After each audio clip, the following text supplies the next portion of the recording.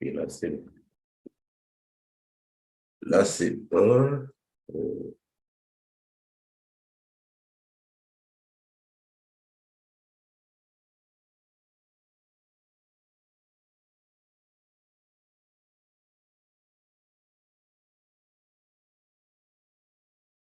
Est-ce que nous sommes sur le bon canal?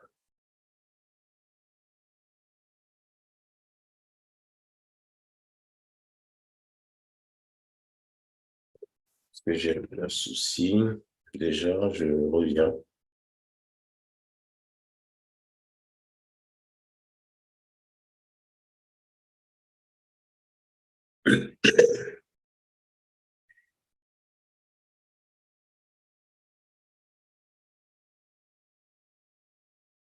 Alors, bonjour, bonjour. Quelques soucis de connexion, mais là, je pense que ça devait être bon, hein. Je pense qu'on est sur le bon canal. Je ne sais pas s'il y a des gens qui suivent quand même ce direct. Bonjour, bonjour. Est-ce que il y a du monde qui suit ce direct sur la chaîne d'égaiement de A à Z? Je vérifie si on est bien connecté quand même.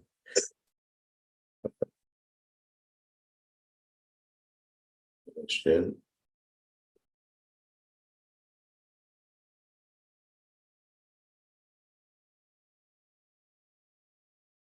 Voilà. Est-ce qu'on est bien connecté à la chaîne d'égaiement de A à Z pour ce direct? Oui, je pense. Alors, bonjour, bonjour. Quelques soucis de connexion. Mais là, je pense que ça devait être bon. Donc, l'idée de ce direct, c'est de parler du bégaiement et de la présentation orale. Je suis Dodi Bédamou, je suis orthophoniste de formation et j'ai à mon actif deux chaînes. Une première chaîne nommée Bégaiement de A à Z, celle sur laquelle vous me suivez actuellement, et une deuxième chaîne nommée Les mystères du langage. Je parle principalement de toutes les pathologies. Alors, la chaîne Bégaiement de A à Z, c'est une nouvelle chaîne et on vient d'être 400 sur cette chaîne. Et c'est une chaîne qui parle que du bégaiement. Donc, on parle que du bégaiement, on donne des conseils et des techniques pour surmonter le bégaiement, son bégaiement. Et sur cette chaîne, nous sommes actuellement, comme je le disais, 400 abonnés à être sur cette chaîne. Donc, dans l'émission d'aujourd'hui qui va être enregistrée en direct, hein, donc, je vous m'excuser pour les couacs qu'il peut y avoir. Donc, dans cette émission, nous allons aborder la présentation orale quand on bégaye. Il faut savoir que le bégaiement, c'est un défi pour les personnes qui bégayent et encore plus pour quand il faut faire une présentation orale. Déjà, la communication quotidienne pose problème et s'il faut faire une présentation orale, c'est encore plus de pression. Donc, la présentation orale va être encore plus complexe quand il y aura un grand public, par exemple. Donc, l'objectif de cette émission, c'est de vous montrer que le bégaiement ne doit pas être un obstacle insurmontable à la présentation orale réussie. C'est-à-dire qu'on peut trouver des outils pour pouvoir améliorer sa présentation orale quand on bégaye. Toutefois, je tiens à le souligner que la gestion du bégaiement, c'est une gestion quotidienne, c'est une gestion à long terme. Et il est important de travailler au quotidien. Mais comme je le disais, dans cette émission, on va déjà aborder de manière sommaire la présentation orale et aussi les techniques qui puissent permettre à quelqu'un qui bégaye de pouvoir mettre en place des stratégies avant, pendant une présentation orale. Donc, au cours de cette émission, nous allons explorer différentes facettes du bégaiement, allant de sa compréhension à l'acceptation de soi, en passant par des stratégies pratiques pour améliorer vos compétences en présentation orale.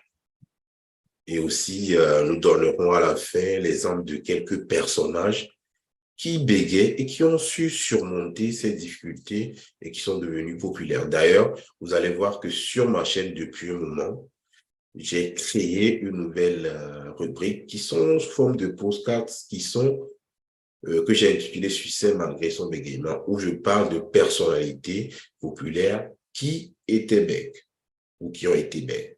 Vous pouvez retrouver ces différentes émissions sur ma chaîne. Alors, j'ai une question de Dominique.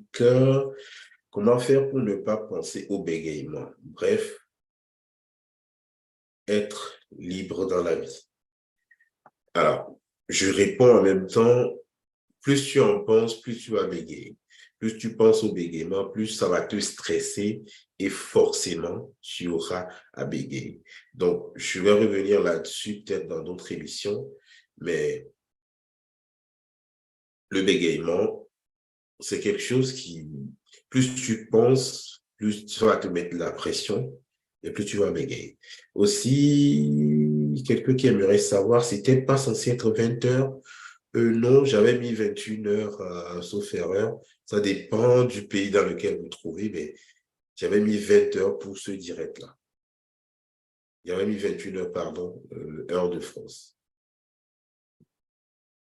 Donc, j'espère que j'ai répondu à la question de Dominique. Le bégaiement, tant que les influences seront là, tant que vous allez y penser, ça veut dire que vous stressez et vous aurez bégayé. C'est un cercle vicieux. Le stress va engendrer le bégaiement et le bégaiement va engendrer le stress. Donc, au lieu de stresser, il vaut mieux travailler sur le bégaiement. Alors, pour revenir au thème du jour, n'hésitez pas si vous avez des questions, je y répondrai favorablement. Donc, que vous soyez concerné par le bégaiement ou connaissez quelqu'un qui bégaye, vous pouvez partager cette émission à la personne et nous pouvons partager ensemble des astuces. Non, vous n'êtes pas en retard, vraiment, l'émission vient de commencer il y a quelques... on n'est même pas encore dans le vif du sujet, hein. Donc, vous n'êtes pas vraiment en retard. Donc, notre objectif dans cette émission, comme je le disais, est de fournir des conseils pratiques pour que vous puissiez vous sentir à l'aise et plus confiant lorsque vous allez aborder votre parole en public ou une présentation. Donc, sans plus attendre, hein, je vais voir s'il y a des questions. J'ai deux écrans, donc ce n'est pas évident. Sans plus attendre, nous allons nous plonger dans la présentation orale, découvrir comment on peut améliorer sa présentation orale quand on est une personne qui bégaye. Avant tout, peut-être que c'est pour certains, c'est leur première fois sur cette chaîne ou d'autres qui vont découvrir cette chaîne à travers cette émission. Il est important de définir ce qu'on entend par bégaiement. Donc, le bégaiement, ça va être défini comme un trouble de la fluence de la parole. La fluence qui est l'écoulement ou l'aisance avec laquelle l'on parle. C'est-à-dire l'affluence, l'aisance qui va être contraire ou l'opposé, par exemple, aux disfluences, si vous souhaitez. Donc, le bégaiement, certains vont dire que c'est un trouble de la fluidité, certains diront que c'est un trouble de l'affluence. Bon, peu importe, c'est une pathologie qui va altérer l'aisance ou l'écoulement de la parole. Ces interruptions, qu'on va appeler répétition, prolongation ou blocage, peuvent altérer les sons. C'est-à-dire, on peut bloquer sur S, par exemple, ou les mots monosyllabiques de manière générale, ou également, ça peut être également des répétitions de mots ou de sons, ou de mots monosyllabiques, mais également des blocages. Les blocages, c'est des arrêts momentanés où le son semble coincé dans la gorge. Généralement, c'est ce qui embête la majorité des personnes qui bégayent. Oui, oui, oui, monsieur Shinobi, je suis en France, donc c'est pas les mêmes heures, je suis désolé. J'avais quand même précisé, mais bon, c'est pas grave. Voilà. N'hésitez pas à poser des questions, bien sûr. N'hésitez pas à poser des questions si vous êtes là. Donc, il existe plusieurs facteurs qui peuvent contribuer à la mise en place du bégaiement. J'en avais parlé dans une émission déjà. Alors, quand nous parlons du bégaiement, il y a généralement, il n'y a pas de cause évidente. Il n'y a pas de cause évidente, mais on parle d'une combinaison de facteurs, parmi lesquels nous avons des éléments qu'on appelle des éléments génétiques. Les éléments génétiques, c'est quoi? Les éléments génétiques, c'est des prédispositions génétiques. Alors, les chercheurs ont trouvé certains gènes qui sont impliqués dans la mise en place du bégaiement. Et ces gènes, par exemple, sont responsables de 10% de bégaiement. Donc, généralement, contre le facteur génétique, on ne peut rien. Et c'est prouvé par le fait que si vous avez un parent qui bégaye, le risque, ou même un oncle qui bégaye, le risque de bégayer est très fort. Nous avons également, excusez-moi, des éléments qui sont neurologiques. Là également, un certain nombre de particularités neurologiques ont été observées chez les personnes qui bégayent. Par exemple, le taux de dopamine qu'on a trouvé anormalement élevé chez certaines personnes qui bégayent. J'en reviendrai dans d'autres émissions que certains aliments, ça fait partie de mes recherches actuelles, vont être responsables de la sécrétion de la dopamine et donc pourraient être un élément accélérateur ou déclencheur de bégaiement.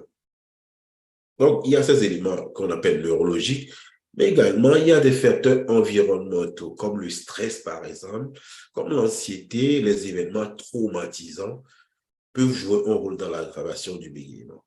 Donc, le bégaiement, c'est trois groupes de facteurs. Il y a des facteurs qu'on appelle des facteurs prédisposants, c'est des facteurs qui vont créer un terrain favorable au bégaiement, comme par exemple les facteurs génétiques. Et il y a des facteurs qu'on va appeler des facteurs déclenchants. Dans la vie de l'enfant, certains événements peuvent amener l'enfant à bégayer. Ça peut être général, ça peut être par exemple la mise à l'école, l'enfant qui commence par aller à l'école, l'environnement peut être stressant, peut engendrer, peut déclencher un bégaiement. Ça peut être même la naissance d'un petit frère, ça peut être même un décès, un divorce dans la famille. Tous ces éléments peuvent entraîner le bégaiement. Voilà. Donc, tout ça, c'est important à prendre en compte. Maintenant, le troisième groupe de facteurs qui fait que la personne va rester bègue, c'est quoi? C'est l'environnement. C'est quoi les facteurs environnementaux? C'est le comportement de la personne bègue elle-même, mais c'est également le comportement de l'entourage. Ça, j'en reviendrai dans une autre émission. Alors, maintenant, je fais un peu de généralité parce que c'est important pour la suite. Au niveau des types de bégaiement, il faut noter qu'il y a plusieurs types de bégaiement qui vont être classés selon plusieurs facteurs. Il y a un bégaiement qu'on appelle le bégaiement développemental, qui est un bégaiement qui s'installe entre 2 et 4 ans, mais qui va disparaître. Après, nous avons un deuxième groupe qu'on appelle le bégaiement développemental persistant. C'est généralement ce bégaiement qu'on va retrouver chez l'adulte. C'est un bégaiement développemental transitoire, mais qui a persisté en quelque sorte. Et pour finir, on a le bégaiement neurologique. Le bégaiement neurologique, c'est ce bégaiement qui survient, par exemple, suite à un traumatisme crânien, suite à un incident de la voie publique et tout ça. Mais nous parlons sur cette chaîne précisément du bégaiement développemental persistant. On retrouve chez la majorité des personnes qui bégayent. Il est important aussi de souligner que la majorité des personnes bègues, le bégaiement n'a rien à voir avec l'intelligence. Ça, il faut le noter. D'ailleurs, il y a plein de personnalités bègues qui sont très connues, qui ont réussi, qui ont surmonté le bégaiement. J'en parle d'ailleurs dans ma série Succès face au bégaiement que vous allez retrouver sur la chaîne YouTube Bégaiement de A à Z. Si vous venez de nous retrouver, de nous rejoindre, n'hésitez pas à laisser un pouce, ça fait toujours plaisir. On est 5, c'est beaucoup déjà. Voilà. Si vous avez des questions par rapport à cette présentation, n'hésitez pas à les laisser en commentaire. Alors, nous parlons bien sûr de de la présentation orale quand on est une personne qui bégaye. Avant d'arriver au conseil et tout ce que vous savez, quel est l'impact du bégaiement sur la présentation orale? Comme je le disais déjà en introduction, le bégaiement va provoquer l'anxiété. L'anxiété avant et surtout pendant la présentation orale. Donc, la crainte ou le stress de bégayer ou de ne pas être compris ou de bloquer va être un défi majeur à surmonter chez la personne qui bégaye. Donc, cette crainte, cette peur, ce stress va plus entraîner le bégaiement. Comme je le disais, c'est comme le cercle vicieux. Il est toutefois important de souligner que le bégaiement ne définit pas qui vous êtes. Le bégaiement ne définit pas vos pensées. Le bégaiement ne définit pas vos connaissances. Le bégaiement ne définit pas votre manière de penser ou vos idées. Toutefois, une personne qui bégaye en présentation orale va avoir deux défis. Le premier défi, c'est bien sûr de pouvoir être compris et, dans un second temps, de pouvoir gérer son bégaiement.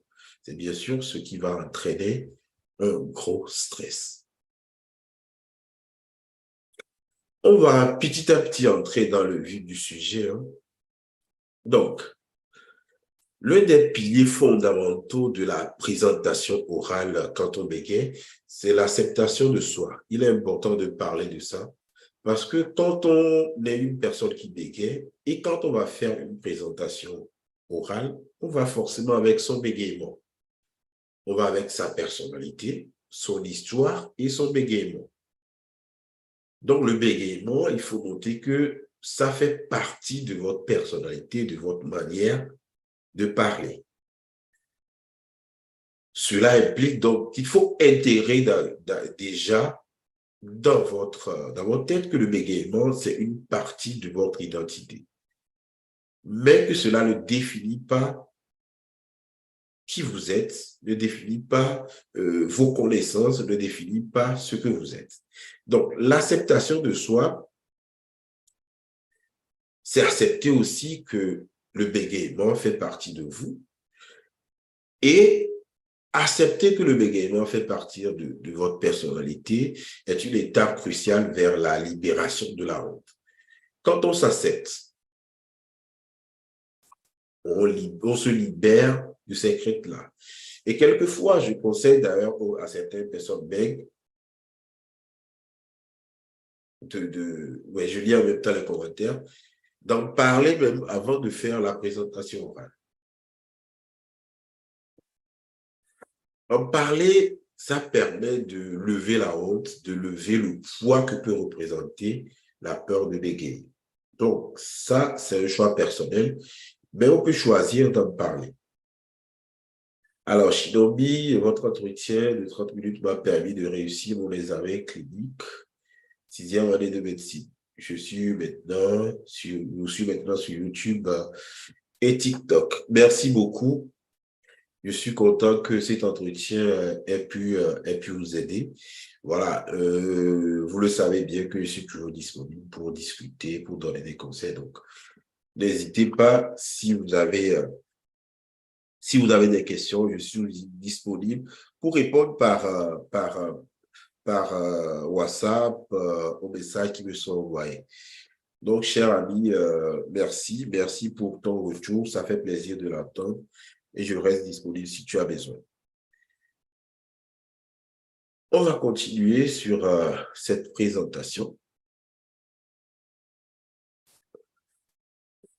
Comme je le disais, l'acceptation de soi va être importante. De nombreuses personnes, telles que Joe Biden, comme exemple, que vous retrouvez sur ma chaîne YouTube, dans succès malgré son bégaiement, ont réussi à s'accepter et à parcourir un chemin vers l'épanouissement dans leur vie personnelle et professionnelle.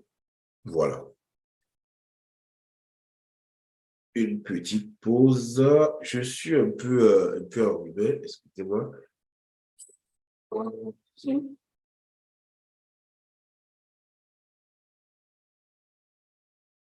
Donc, quels sont les avantages de l'acceptation de soi?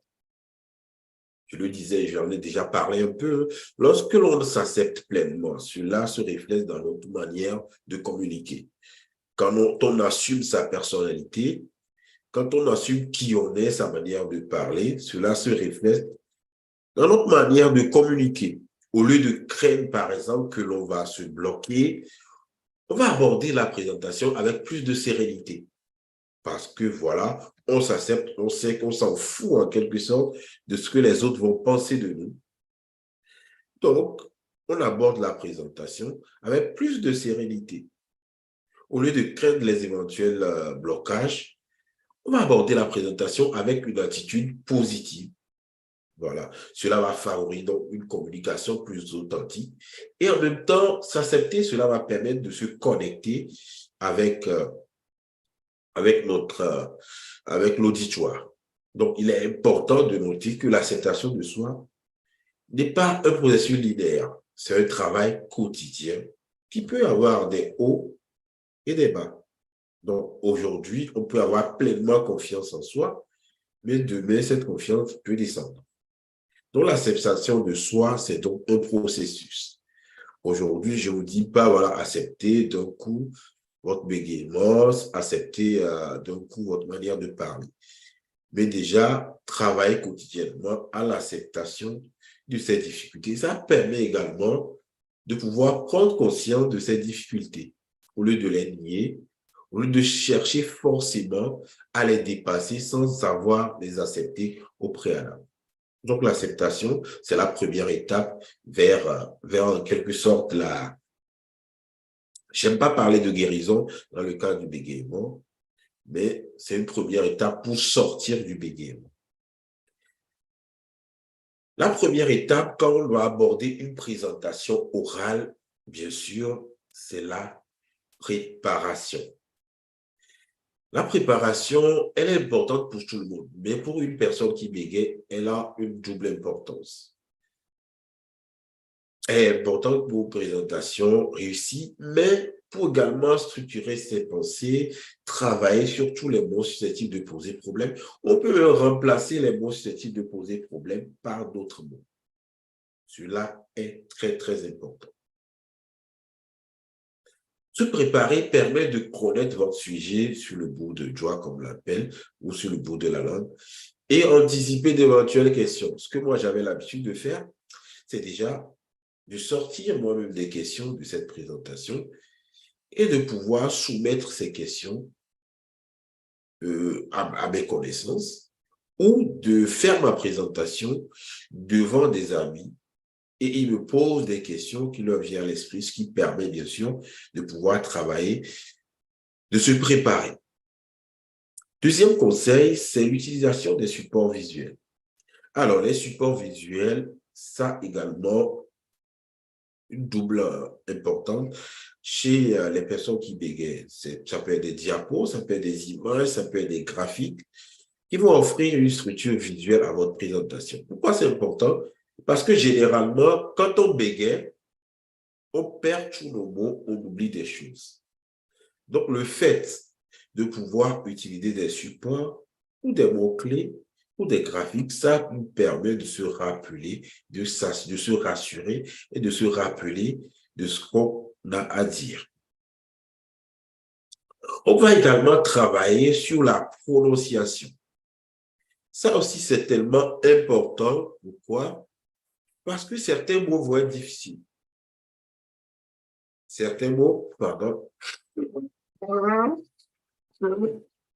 excusez-moi, je n'ai pas voulu reporter ce direct.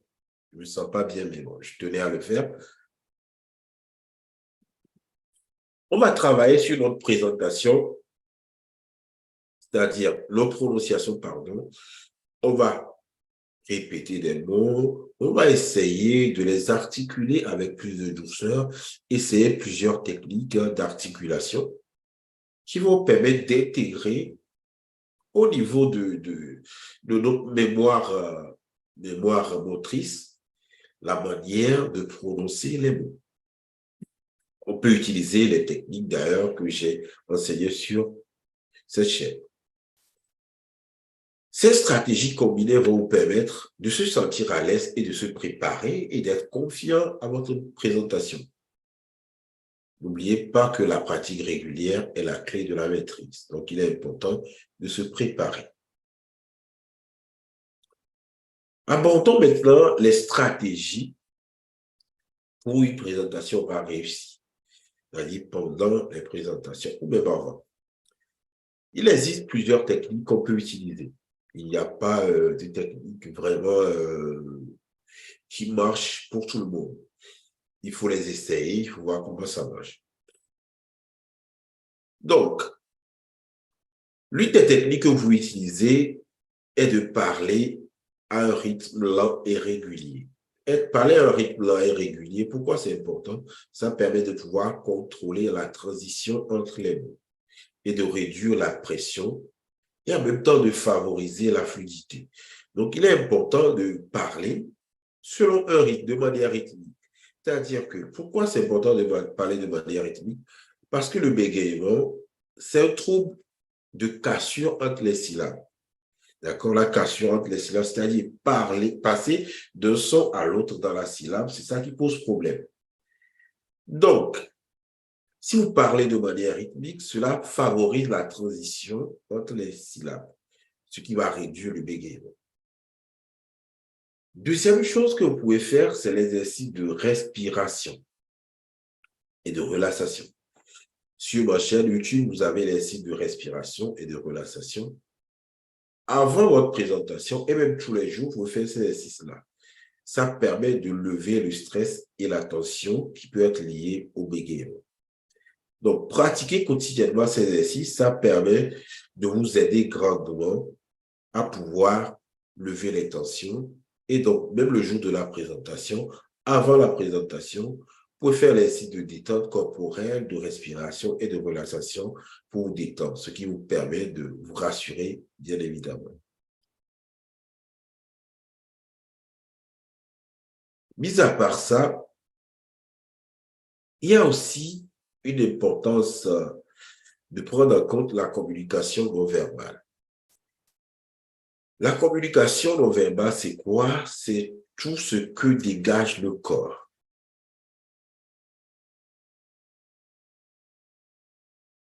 Alors, parler de manière rythmique, est-ce qu'on peut avoir un exemple? Alors, l'idée de manière rythmique, c'est de parler en quelque sorte, c'est de ne pas parler de manière autonome. Par exemple, si je vais lire une phrase. Dans cette partie, nous allons explorer l'importance de la communication non verbale. Là, on sent le rythme, on sent la mélodie. D'accord? Contrairement à ce que vous voulez, généralement, les personnes qui bégayent vont vouloir aller très vite. Et donc, la parole aura tendance à être monotone. Mais l'idée de parler de manière rythmique, c'est d'arriver à faire des variations mélodiques. Et là, ça aide parce que la mélodie, ça permet de réduire le bégaiement.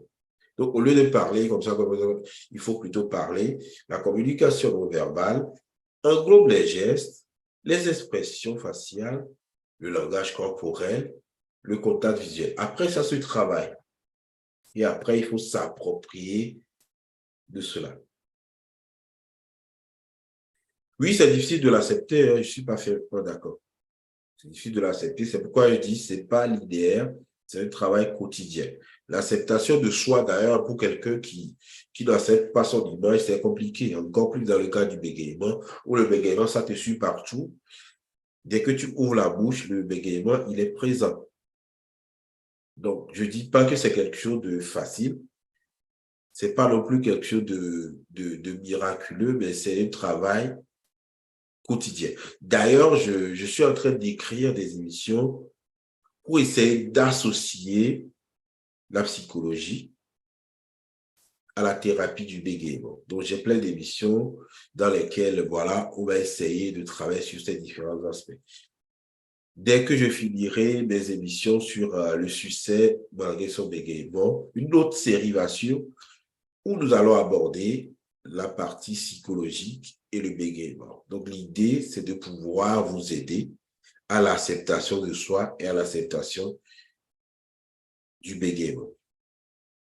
Voilà, donc l'acceptation du bégaiement, ce n'est pas un travail linéaire, c'est un travail quotidien, c'est un travail de tous les jours, c'est un travail de longue haleine. Mais s'accepter, ça ne veut pas dire ne pas travailler sur son bégaiement. S'accepter suppose, on prend conscience de ces difficultés, on dit oui, ces difficultés sont là, maintenant, qu'est-ce que je fais pour que ces difficultés ne soient pas là? J'ai beaucoup de gens qui m'écrivent, qui me disent, voilà, j'essaie tout, mais ça ne va pas. Mais est-ce qu'ils ont réellement fait tout? Est-ce qu'ils ont réellement essayé tout? Pendant combien de temps? Durant combien de séances? Voilà. Déjà, les études permettent de noter que sorti du bégaiement, il faut en moyenne 200 séances. Mais certains, il faut passer séances avant de dire, voilà, j'en ai marre. C'est pour vous dire que c'est un travail de longue haleine, c'est un travail qui peut prendre du temps. Excusez-moi.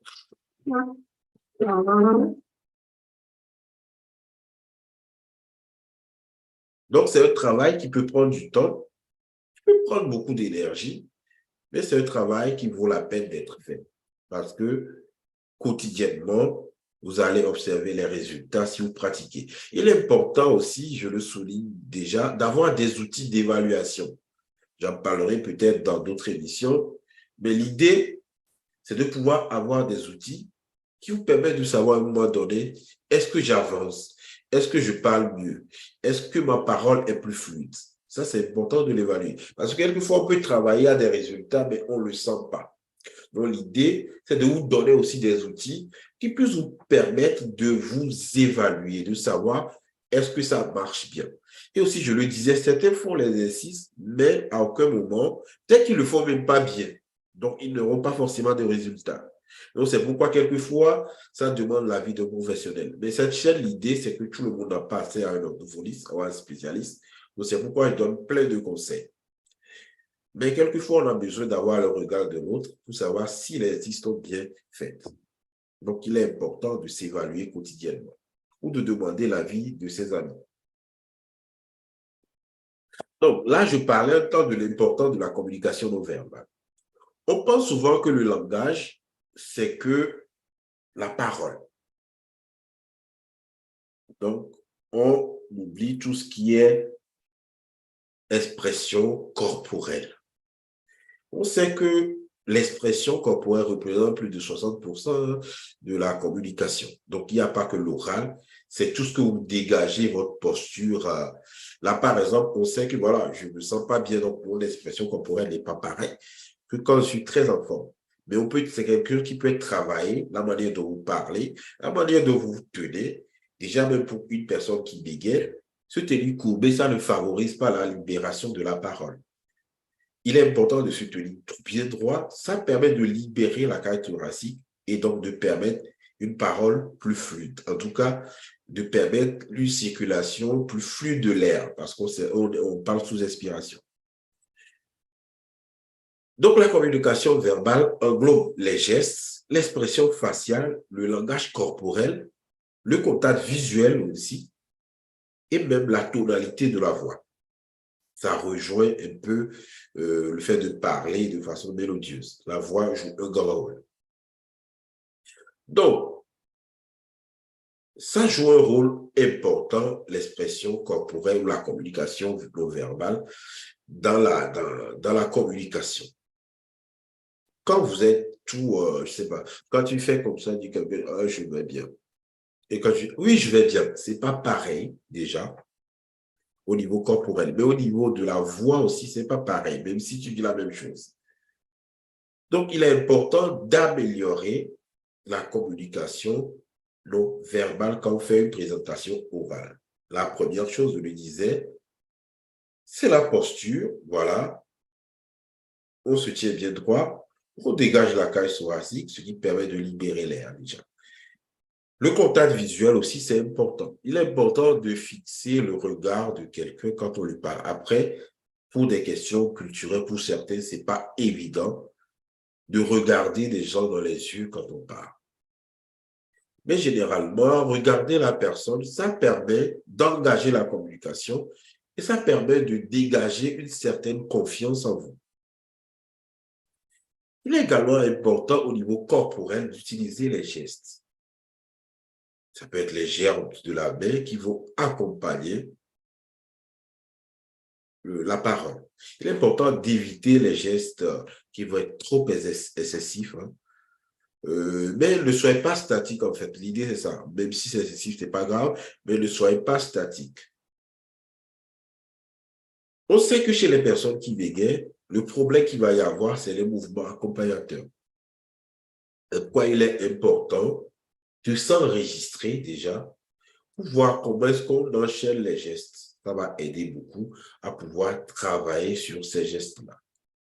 D'accord? Il est important de s'enregistrer de manière tout le corps pour voir quand je parle, comment est-ce que je me tiens, quels sont les gestes que je fais au niveau du visage, comment est ma posture, quelle est la tonalité de ma voix. On va travailler là-dessus. Au niveau de l'expression faciale, il faut savoir que le visage, c'est un puissant outil de communication. Il est important de dégager un petit sourire, pas trop non plus, un sourire approprié, ce qui permet de dégager en quelque sorte une expression qui permet de dire, voilà, je suis ouvert à la communication, je suis réceptif. Au niveau de la posture, je l'avais dit, une posture avec assurance, bien droit, poitrine dégagée, qui permet de libérer la cage thoracique.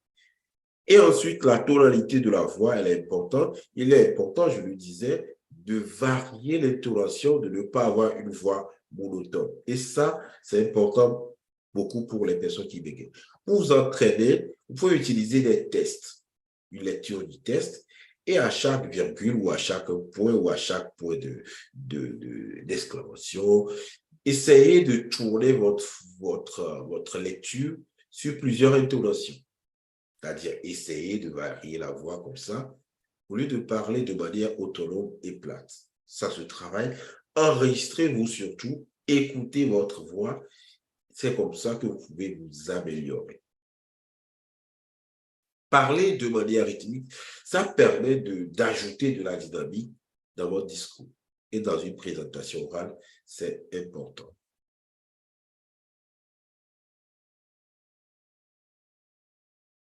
Je vais voir si j'ai des questions. Je ne crois pas. Non.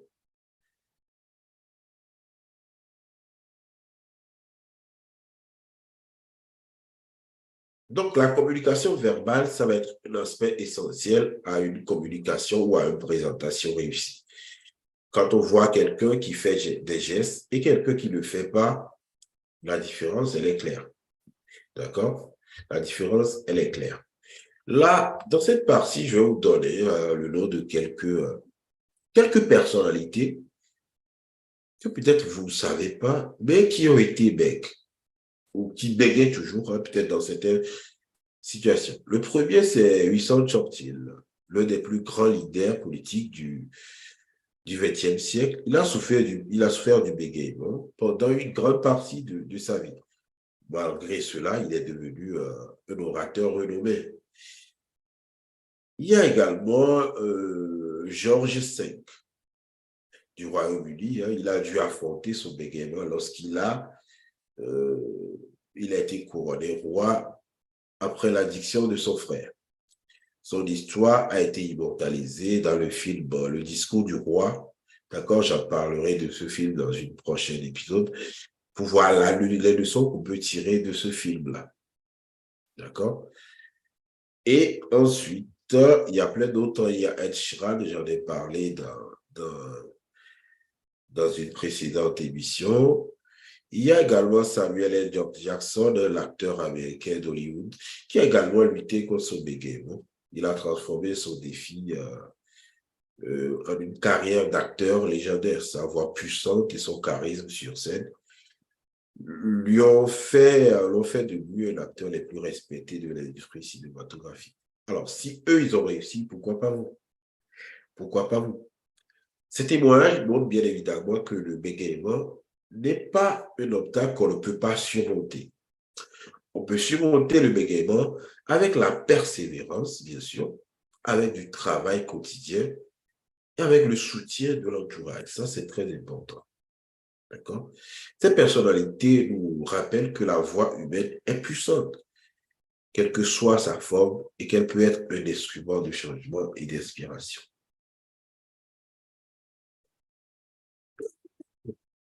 Excusez-moi. Alors, maintenant, il faut savoir que pour sortir du bégaiement, il y a deux voies. La première voie, c'est l'autothérapie, c'est-à-dire que vous soignez tout seul à travers les techniques que vous trouvez sur Internet, pardon, ou que j'enseigne sur ma chaîne. Excusez-moi.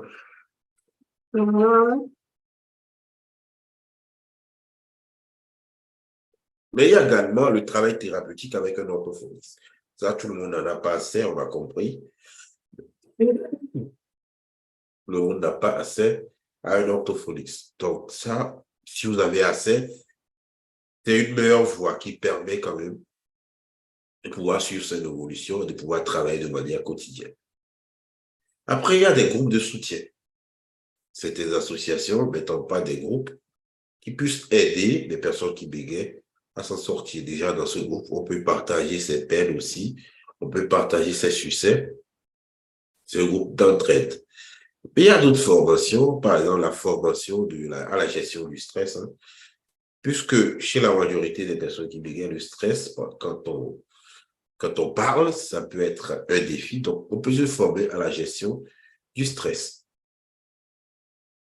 On peut également avoir des cours de prise de parole en public.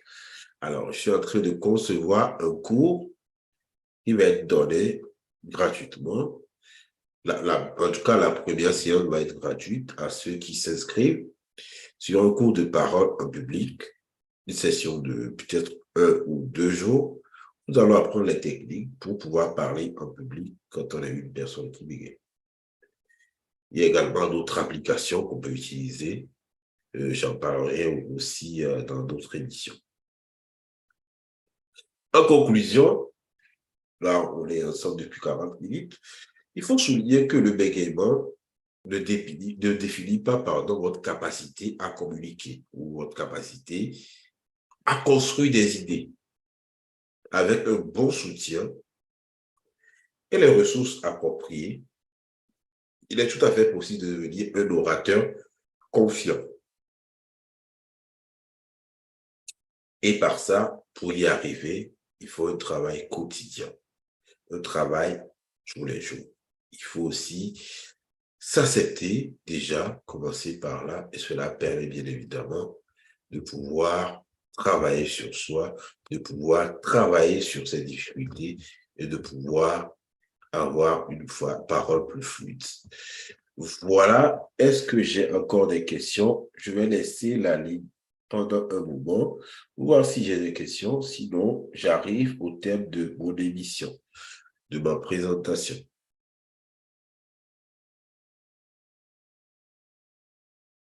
Alors,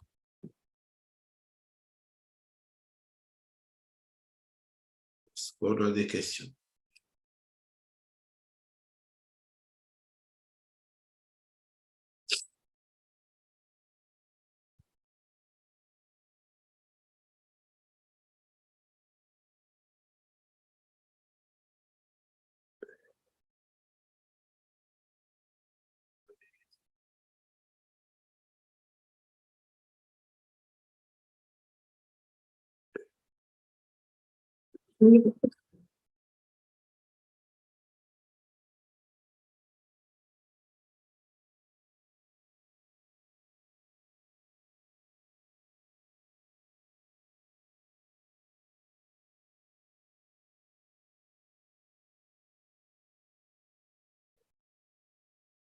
En tout cas, je suis vraiment désolé pour ma santé. Je serai en forme la prochaine fois.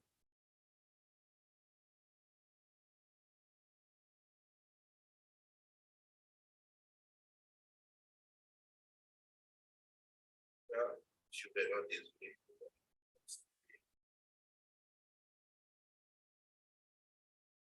Et on va faire la prochaine.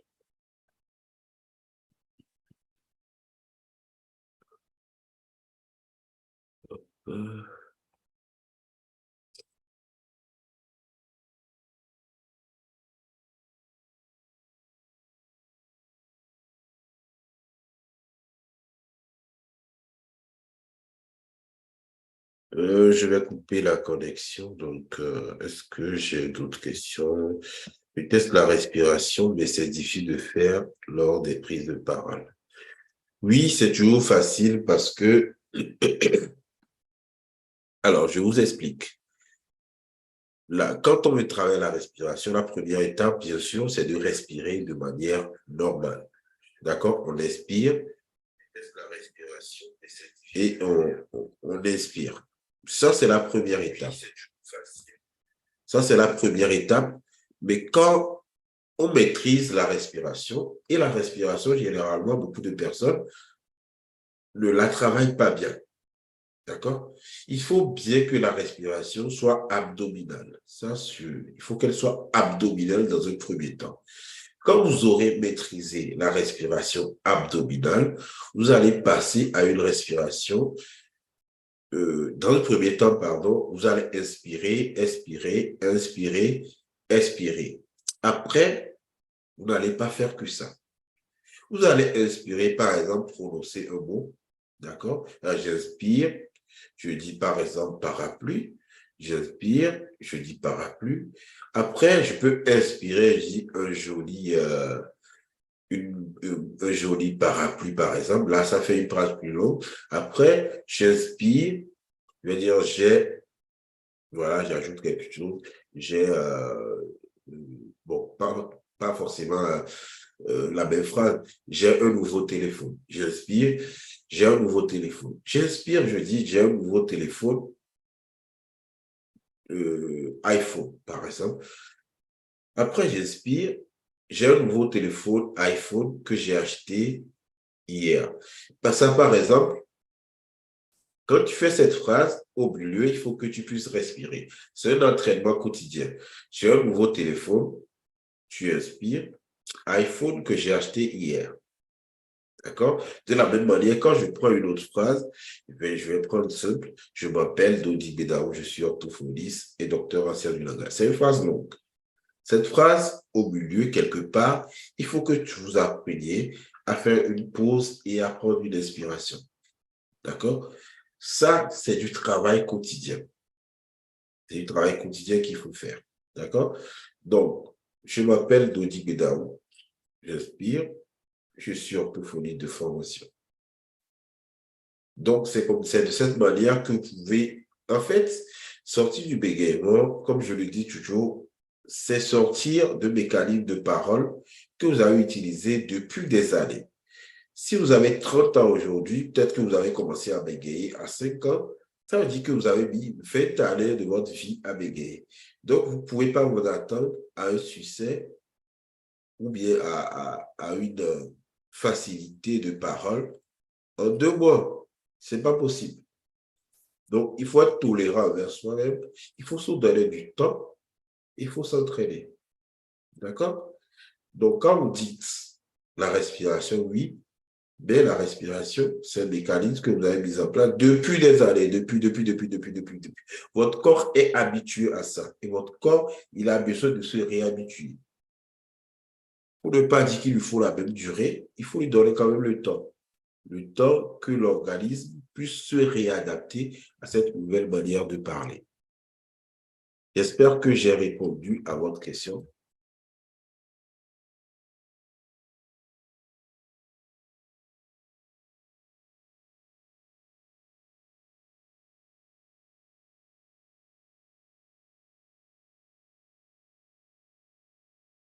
Alors, je reparcours les commentaires. Euh, Merci beaucoup. Comment faire pour ne pas penser au bégaiement? Ça, j'avais répondu. OK. Merci. Merci. pour les cœurs. Merci pour ceux qui ont suivi ce direct. On n'était pas nombreux, mais l'idée, c'est de parler, voilà, c'est d'aider le peu de personnes qui sont là. Voilà. Donc, s'il n'y a plus de questions, j'attends encore un peu. S'il n'y a pas d'autres questions, je vais vouloir me déconnecter et j'espère être en forme pour les prochaines fois. Voilà. Donc, il y a déjà sur ma chaîne YouTube, Béguinois de A à Z, plein de sujets, plein d'émissions sur lesquelles il faut vous inspirer. D'accord? Et l'idée, c'est de pouvoir utiliser ces techniques quotidiennement. Si vous ne comprenez pas quelque chose, vous pouvez m'écrire, d'accord, sur les mystères du langage @gmail.com ou sur pardon, mon numéro WhatsApp 0033 6 14 27 17 94. Uniquement par message. Uniquement par message. Et je vous répondrai. Voilà, très bonne soirée, bon week-end et à très bientôt. Au revoir.